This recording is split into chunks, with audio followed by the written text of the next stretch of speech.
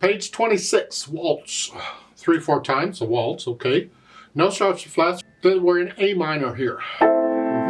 Let's just make sure we got the fingering and the rhythm and all that stuff. I'm going to do the right hand first. I'm just going to connect everything right now. I'll do all that slurs and staccatos and stuff later. So we're in sort of this position here, because we have a 1 and 2 here. So it's 1, 2, 3, 1, 2, 3, 1, 2, 3, 1, 2, because that E is tied. You got to hold it out for 4 counts. Now measure 5. The thumb comes up, but the hand stays there. Use third finger. And then measure 9. You reach down with the thumb again, and they're saying 1, 2, 3, 5, 4. Oh, that's fun. Well, this is a chord. It's an A minor chord, which is the relative minor to C major. Yeah, does that ring a bell? Okay. But that measure 10, you play it with 5th finger and then immediately put 4th finger on it. That's what that means. It's a finger substitution. And do it immediately. Right after you play it, go ahead and put it on there. Be ready to go, because we need a little finger for the B. See, I want to connect everything. Measure 13, you hear, and then cross over 2. 3, 3, with a sequence going down. Measure 19, you're here, and then here. If you don't want to put the thumb on that, then you need to put the thumb on the C. So it's here, cross over. It's up to you. But then you'd have to use 4th finger on the E, and then thumb. Here, what you can do, you have to be able to do that anyway, because it's hard. Otherwise, put thumb on that, and then use 3. You're still going to put thumb on that. And then here. That's an A natural. And then for 25, you're crossing over E flat. 2.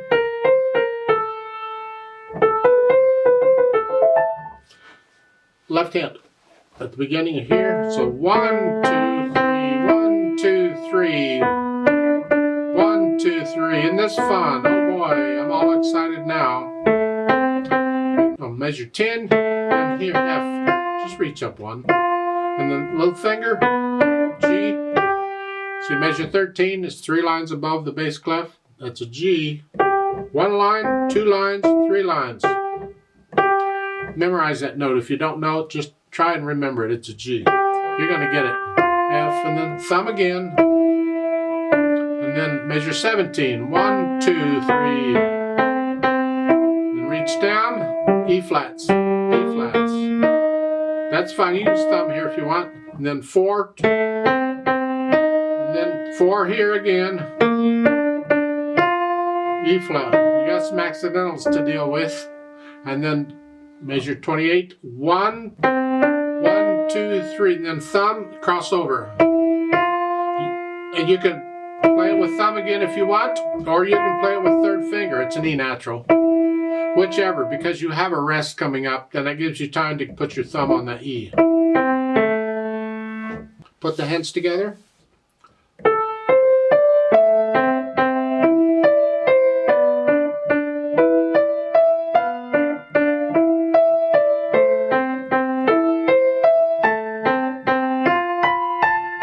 See, what I do here, I measure 10. When I have a finger substitution, I'll do it immediately. It's like even before beat 2. It's here. Before I play that, I'll have done it. I do that immediately. It's just out of habit. I mean, you can do it any time. I just recommend do it immediately. A lot of times when you're doing finger substitutions, it's a rather quick piece, and you got to do them quick. You got to do it real quick. So.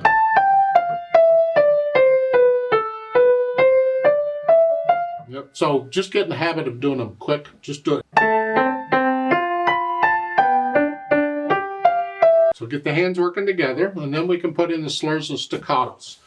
Each hand has their own, and they're not the same. So good luck with all that. So it's slur,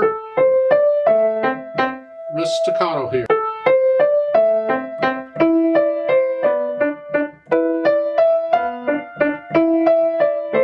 Here, measure 13 and all these in the left hand. Go ahead and connect these. So it really doesn't say anything. Go ahead and connect these.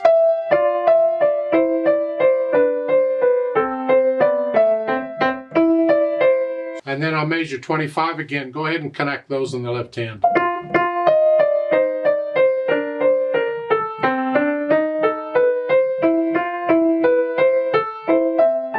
Then add the dynamics to the melody, wherever that is. It starts in the right hand, moderately soft, sort of soft. Keep the other part very soft. And you're staying in that area, or in the soft area, until measure 9. You're going to crescendo up. It doesn't tell you how loud to get. I wouldn't go up to more, about a maybe moderately loud. Don't get up too loud here. So here, moderately loud in there. Now in the left hand, you got to crescendo that, because the right hand, once you play the notes, you can't crescendo. So the left hand has to do. You bring the left hand up to about a moderately soft, because you've been very soft. And then you left hand or the right hand can do the moderately. And then measure 14, you're going to start getting softer, back down to soft, go all the way down to soft for measure 17, but don't get soft until measure 17. It's like measure 14 or moderately loud, and then measure 16, you're moderately soft, and now we're soft. The left hand's very soft. Measure 21, go up to moderately loud again. Anyway, put in the dynamics. Then the thing about a speed, tempo de waltz, it means a tempo of a waltz. Well, that didn't say a lot. You've got slow waltzes and fast waltzes. So think of a typical waltz. 1, 2, 3, 1, 2, 3, 1. That's how fast I've been going, I think. Now at the bottom of the page, on page 25, there's a vocal rit there in measure 16. You're going to slow down a little bit. So going down to say, let's go for measure 13, you're here.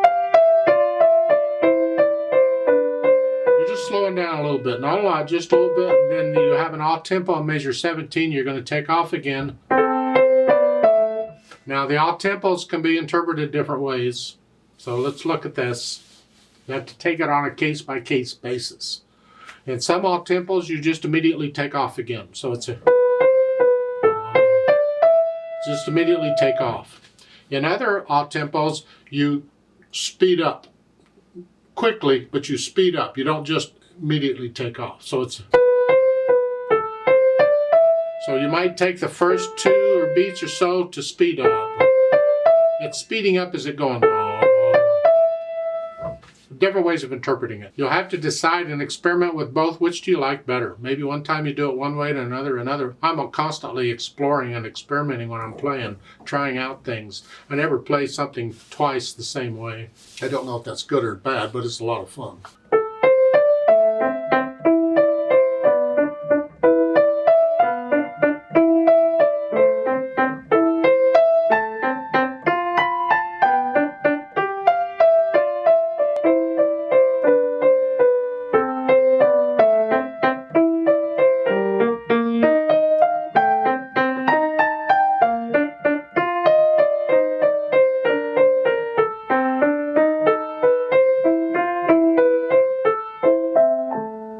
I like to play this with you very slowly to double check the notes and the rhythms and all that and these accidentals.